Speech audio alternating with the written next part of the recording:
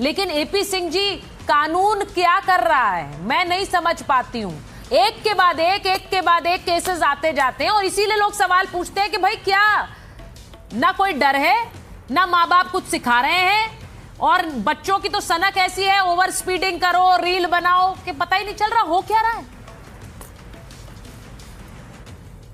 देखिए, अभी आदरणीय किरण बेदी जी, जिनके जिम्मे दिल्ली की पुलिस और दिल्ली की आम जनता, जिसमें हर गरीब, दलित, शोषित, पीड़ित, मजदूर, मजलूम, अमीर, नेता, अभिनेता, सब कुछ रही जिनके अधीन, उन्होंने बड़ी साफ बात कही। रील तब नहीं थी मैडम के सामने, रीलें अब आई हैं, तो नियंत्रण कौन करेगा? पुलिस तो नियंत्रण करेगी, लेकिन सबसे बड़ा माता पिता है। बच्चा मिट्टी के कच्ची मिट्टी की तरह होता है। माता पिता ब्रांडेड गाड़ी ले देते हैं, घड़ी ले देते हैं, कपड़े ले देते हैं, लेकिन बच्चों पर नियंत्रण कौन करेगा? माँ करेगी, पिता करेगा। ये जरूरी, आप कमा किसके लिए रहे? बच्चे के लिए कमा रहे। वो किसके लिए कमा रहे थे? उन्होंने बच्चा खोया है, इनके बच्चे पे केस लगा है, पूरा देश तख्ते में। तो क्या इस देश की 140 करोड़ आबादी आपके इस अथक प्रयास को, ऑन माइक ऑन एनडीटीवी के प्रयास को क्या लोग देख के सीख लेंगे? ये बड़ी बात है।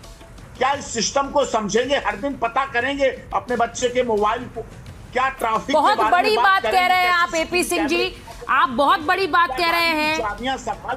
यस, और इसीलिए मैं आज जब माइक ऑन है पर ये कार्यक्रम कर रही हूं, तो आज मैं ये बोलना चाहती हूं कि इस खबर पर माइक ऑन इसीलिए किया जा रहा है जिससे कि जो माँ बाप इसे देख रहे हैं, जो ये देखकर साहिल की माँ को सुन रहे हैं और उनके भी आंसू निकल रहे हैं, वो ध्यान रखें कि हर बच्चे की जान कीमती है। इसीलिए अपने बच्चों को सिखाएं कि दूसरे की जान भी कीमती है। जब वो ये समझ जाएगा तो शायद इस तरह के हादसे होने से बच पाए। मेरा बच्चा, उसकी बाइक के 3 टुकड़े, स्पोर्ट्स बाइक, इतनी भारी बाइक के 3 टुकड़े हो रखे थे। मेरा बच्चा रोड पे पड़ा था।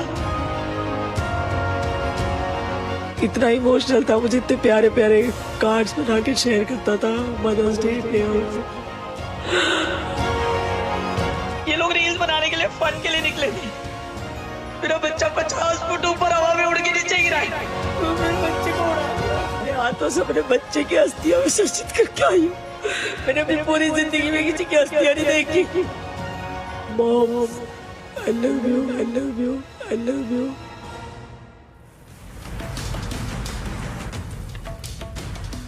नमस्कार, आपके साथ मैं हूं सुचरिता कुकरेती। आप देख रहे हैं माइक ऑन है।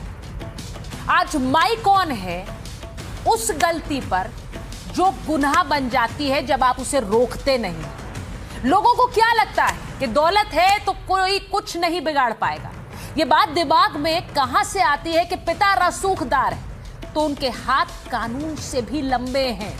इस तरह की सोच, रफ्तार का नशा और रील की बीमारी, ये दोनों मिलकर कितनी जिंदगियां खाएगी, आज इस सवाल पर माइक ऑन कर रही। एक तस्वीर ने हम सबको कल से ऐसे हिलाकर रख दिया है कि हम आगे सोच ही नहीं पा रहे हैं। एक मां की तस्वीर जो अपने बेटे के लिए बिलख रही। 23 साल तक मां ने जिस बच्चे को अकेला पाला, एक झटके में वो बच्चा मां से हमेशा के लिए अलग हो गया। ना कोई फैमिली। जब हमने ये खबर सोशल मीडिया पर देखी तो अपनी जिम्मेदारी समझते हुए उस मां से बात की। कल एनडीटीवी के शिव अरूर ने उस मां की बातें आप तक पहुंचाई। आज देश भर की मीडिया उनके पास जा रही है, लेकिन हम रोज उस मां के जख्म को कुरेद कर हरा नहीं करना चाहते। उन्हें जो कहना था वो कह चुकी है और कई बार कह चुकी। आज मैं आपसे कुछ कहना चाह रही हूं। दिल्ली के द्वारका इलाके में रीलबाजी का शौक पूरा करने के लिए एक लड़का तेज रफ्तार से स्कॉर्पियो दौड़ाता है, 2 गाड़ियों को टक्कर मारता है। हादसे में बाइक पर सवार 23 साल के युवक की जान चली जाती है और फिर खबर आती है कि सिर्फ 7 दिन के अंदर आरोपी को जमानत दे दी गई। और इसलिए दे दी गई क्योंकि उसकी बोर्ड की परीक्षा थी, उसे एग्जाम देना था और वो नाबालिग है। सही सुना आपने, नाबालिग है। फिर भी वो गाड़ी चला रहा था। कभी ना कभी एक ऐसी गाड़ी जिसके पहले ही 13 चालान कट चुके थे, लेकिन वो ओवर स्पीडिंग के चालान थे, फिर भी वो गाड़ी चला रहा था। सवाल है कि उसके बावजूद वो गाड़ी सड़क पर धड़ल्ले से दौड़ कैसे रही थी। सवाल यह भी है कि कहीं नाबालिग शब्द को जिम्मेदारी से बचने की ढाल तो नहीं बनाया जा रहा। जिस लड़के ने अपनी गाड़ी से 23 साल के साहिल धनेश्रा को कुचल दिया, उसके पास लाइसेंस ही नहीं था। फिर पिता ने उस गाड़ी की चाबी कैसे दे दी उसे? जेब में पैसा हो तो क्या कुछ भी किया जाएगा? नाबालिग को स्टीयरिंग थमा दो, लाइसेंस नहीं है फिर भी गाड़ी चला दो, सब चलेगा, कोई बात नहीं। अब मुझे अपने बेटे को खुश करना है, पैसा है, बेटे को गाड़ी दे दो, लाइसेंस तो बन ही जाएगा। जितना बड़ा गुनहगार नाबालिग आरोपी है, घर वाले उससे ज्यादा बड़े गुनहगार हैं। आप मत करो ऐसा। ये वही लोग नहीं है जो बच्चों के आगे रसूख और दौलत की नुमाइश कुछ इस तरह से करते हैं कि बच्चे भी जानने लगते हैं और समझने लगते हैं कि कोई बात नहीं, पापा बचा लेंगे, पापा आ जाएंगे। कोशिश इसी की हो रही, क्योंकि आरोपी के पिता का कहना है कि गाड़ी के जो 13 चालान हुए उनमें उनके रीलबाज बेटे की तो कोई गलती ही नहीं है, उनका कोई कसूर ही नहीं। हर चालान के लिए ड्राइवर जिम्मेदार है। नाबालिग गलती कर सकते हैं, उन्हें सुधरने का मौका मिलना चाहिए, ये मैं सोचती हूं, बिल्कुल मानती हूं। लेकिन क्या हर गुनाह बचपना होता है? किसी की जान चली जाए वो बचपना कहलाएगा क्या? क्या तेज रफ्तार में गाड़ी से कुचलकर किसी की जान ले लेना लड़कपन की गलती मान लें, नॉर्मल मान लें?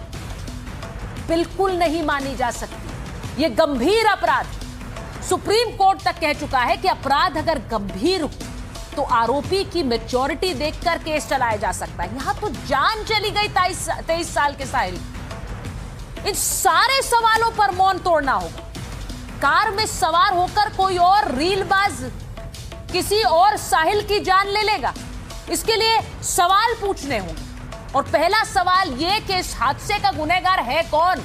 क्या सिर्फ वो लड़का जिसने हादसे को अंजाम दिया, या फिर वो सोच जो कायदे को, कानून को, चालान को, सबको कुछ नहीं समझती?